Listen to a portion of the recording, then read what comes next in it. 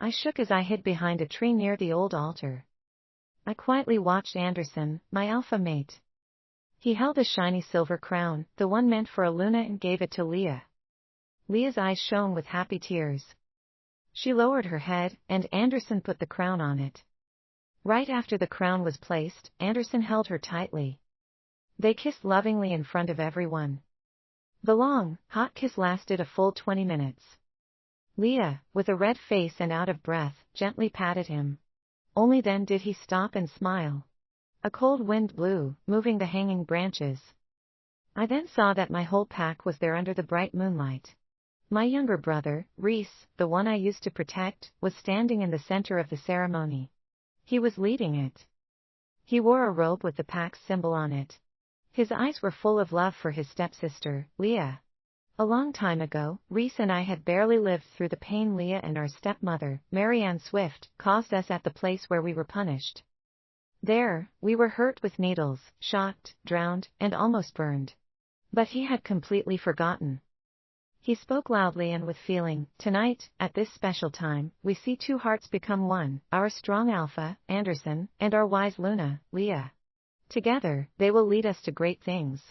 From now on, they are not just our leaders but the symbol of the Frost Moon Pack's future. As soon as he finished, the other werewolves began to dance around them.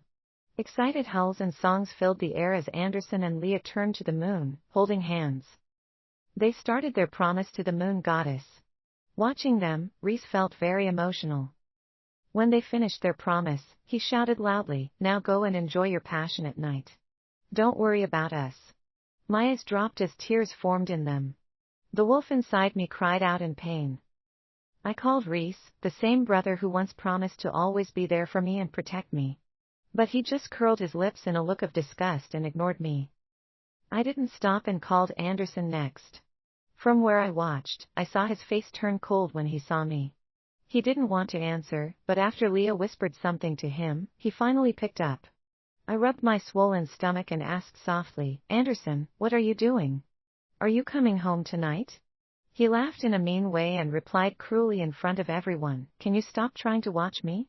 Irene, you're already pregnant. Being so worried and jealous isn't good for the baby. Or are you just so desperate for an alpha's touch that you can't live without one? I've told you many times that I came to the old altar with Leah to study the powerful remains of the great wolves. Only a mean, disgusting she-wolf like you would always think an alpha's duty is cheating." He kept hurting me with his words. My heart broke into many pieces. Holding back the pain, I whispered, "It's my birthday today. You promised you would celebrate it with me every year. You said that even if the world ended, you would always be by my side on this day. So, even while pregnant, I bravely walked through the dangerous forests and steep mountain paths alone, pushing past my fear just to come find you. But when I arrived, the wolves here told me there were no old wolf remains. There was only the alpha of the Frost Moon Pack, who often came here. An alpha who had been planning for half a year to have his marking ceremony with his Luna at this altar. Anderson must have forgotten his promise. Before he could make up some weak excuse, I heard Reese say, "Irene, are you even part of this pack? Do you think everyone is like you, wanting to fight other she-wolves for attention? Will you dare to stay here if you ever hurt the pack's interests? When will you understand that neither I, nor the alpha, nor the entire pack, cares only about you?" The call ended. At the altar, Leah was still in Anderson's arms. She reached out and gently touched Reese's cheek, smiling as she said, "Don't be angry. Irene has been like this since she was little. It's my happiest day today. Instead of thinking about her, shouldn't you be looking at me?" Reese blushed when she touched him. The pack gathered around Anderson and Leah, and their faces were full of happiness. They didn't care about me but about Leah. I was worth less than a poor person on the side of the road. I made an appointment to end my pregnancy and walked away without looking back. If 12 years of love and loyalty weren't enough to change Anderson's mind, then I had no reason to keep trying. By the time I found a place to stay, it was already late. Too much had happened that day, and I closed my eyes, feeling very tired. I hadn't been asleep long when my phone rang loudly, waking me up. My healer mentor shouted anxiously, "Irene, there's been a big avalanche near the altar. Get there and help right away." He didn't have time to explain more before hanging up. I sighed and rubbed my forehead. Maybe I really shouldn't have come here last night. Anderson was close to where the avalanche happened. I picked up my phone, thinking of calling to check on him. But I must have touched something else by mistake, because I saw Leah's latest post online instead. In the photo, she and Anderson were holding hands, both wearing shiny diamond rings. There was a rough scar on the back of Anderson's hand. It felt like that scar had reached through the screen and cut right through my heart. That scar was from the night Anderson protected me from my drunk father, who had turned into his wolf form and attacked him. I used to think that scar showed he loved me. But the truth was, I had thought I was more important to him than I was. My love for him completely disappeared when I saw those diamond rings. I packed my medical kit, fully ready to reject him. When I arrived at the avalanche site, I saw how bad the damage was. I forced myself to ignore my feelings and did my work very carefully. The size of this disaster was something even the oldest werewolves had never seen. Then, I noticed pieces of explosives nearby, left over from when they had been digging at the altar site. A cold feeling went up my spine. Before I could think about it more, someone came up behind me. I was still lost in my fear when I was suddenly pushed forward, falling into the snow. Sharp rocks hidden under the snow cut my skin. Reese's angry voice shouted behind me. "Irene, you're worse than a disease. You followed us here just because you don't trust the Alpha. Do we need a witch to finally get rid of you? You're disgusting." He had completely forgotten how Marianne had caused our mother, Felicia Linth, to die. Now, all he cared about was pleasing Leah. I was done with this kind of brother. I stood up calmly and quickly treated my wounds. Then, I took 2 steps forward just as Reese opened his mouth to say more mean things. I scratched him hard with my claws. He held his arm, and his eyes widened in disbelief as he looked at me. He always thought I was someone who would never fight back against him. I didn't give him another second to waste my time. My voice was as cold as ice as I said, "Don't use your stupid brain to guess things about me. If you love Leah so much, then why don't you put a dog tag on yourself that says Leah's pet? Crawl at her feet and lick her boots. This scratch is what you owe me. From now on, you're not my brother, and I'm not your sister anymore." I turned away, not looking at him again, and continued with my medical work. Anderson arrived with Leah. Tears were on Leah's face as she leaned weakly against Anderson, moving slowly toward me. Anderson looked at me. His eyes flickered as he finally said the excuse he must have spent the whole night thinking about. "The remains of the great wolves we found yesterday were too complicated. I was busy studying them and didn't have time to celebrate your birthday with you. Once we're finished dealing with the avalanche, I'll make it up to you with a birthday feast." Even as Anderson spoke sweetly to me, he still didn't pull his arm away from Leah's body. I averted my gaze and said flatly, "It's fine. An avalanche had just occurred, leaving many people injured. I couldn't bring myself to celebrate amidst their suffering." My uncharacteristic calm made them uncomfortable. Reese let out a mocking laugh. "Irene, drop the act. This isn't a stage for your fantasy. Everyone knows you're the one desperate to be Alpha's little pet, even trying to trap him with a pregnancy. Changing your persona now won't make you any nobler. Even if you are pregnant, you're still worthless compared to Leah." He was just as childish and stupid, completely oblivious to how I had changed. Anderson grew impatient after my rejection. His face darkened as he scolded me harshly. "I wasn't planning to call you out on your endless need for control, but why did you have to follow us here?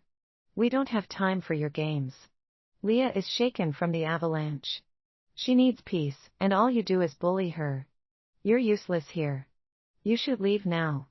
He grabbed my arm so hard it hurt. As we struggled, a second avalanche struck. A massive wave of snow came crashing down. Anderson's and Reese's first instinct was to shield Leah. Anderson even shoved me aside, knowing full well there was a boulder rolling in that direction. The rock came down hard on my left foot, and the pain was so excruciating that I blacked out. When I opened my eyes again, I was in the PAX infirmary, and my left foot was wrapped up exaggeratedly.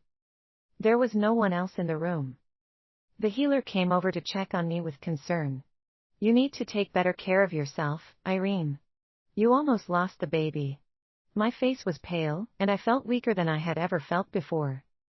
This child shouldn't exist in the first place. Can you check my abortion appointment for me? The person who had brought me here was a beta I had once treated. The alpha, who should have been by my side, only sent a single text: Leah was terrified by your injuries. I'm taking her to see the best healer in the neighboring pack. You should apologize to her.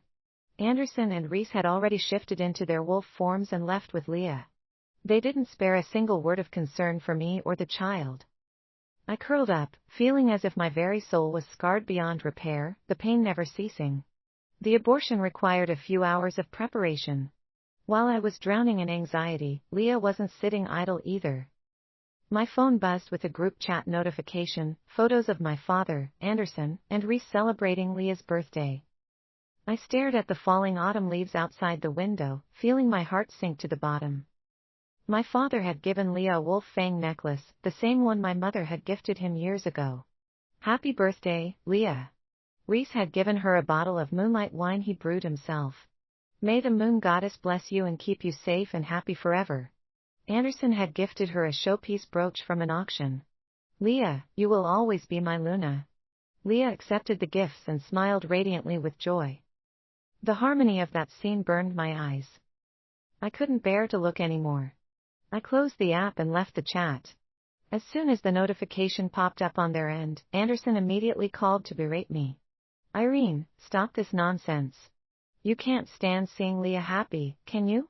You always claimed Leah and Marianne drove Felicia to her death, but that's not true.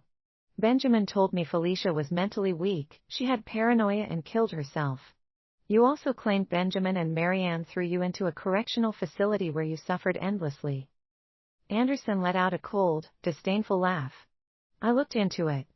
That place you described doesn't exist at all. Reese told me you deliberately took him to the wastelands, where he was attacked by enemy werewolves, leaving him brain damaged and with amnesia.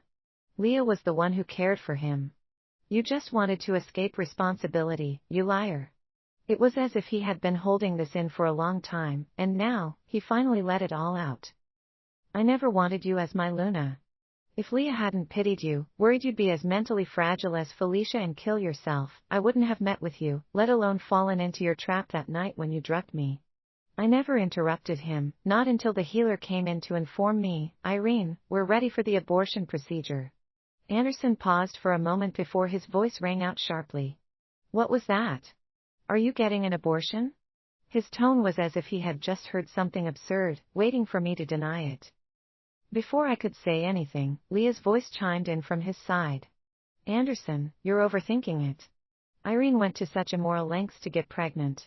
She wouldn't possibly give up the baby. She cherishes it too much. Anderson's voice turned cold again. You almost had me fooled again. You always do this. It's disgusting. You and Leah grew up in the same household. Why is she so pure and kind, while you're this despicable? I won't believe you anymore. If you keep acting obsessive, then get ready for my rejection. If this were before, I would have immediately caved, humbled myself, and begged for peace. I knew he was waiting for that. But today, I wouldn't do it again. I took a deep breath and made sure my voice was steady and firm before saying, I accept it. Let's go through with the rejection in a few days. I turned off the phone, followed the healer, and lay down on the operating